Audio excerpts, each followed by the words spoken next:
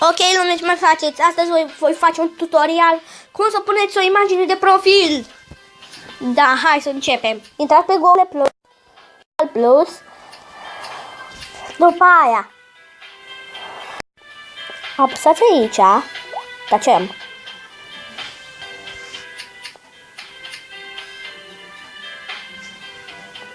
Apăsați la ceas.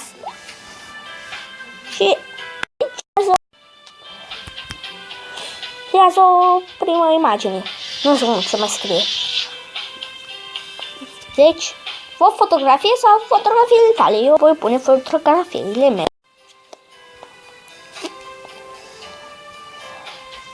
O voi pune pe haide, apare.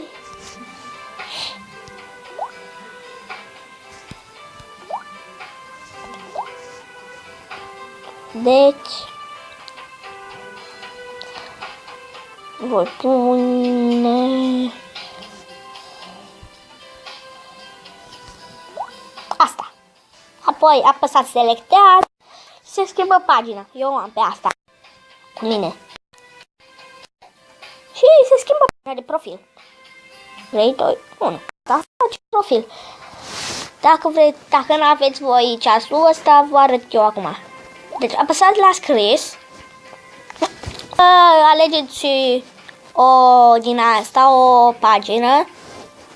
Păi dați aici și vă bag în uite în asta, vă bag în pagina asta. Da.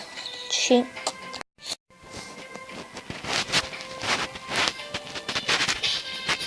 mâna întrebă. Deci vă băgați aici, apăsați primă impare și gata. Cam atâta pentru astăzi. A fost Danu Gaming și în data viitoare. Pa, pa!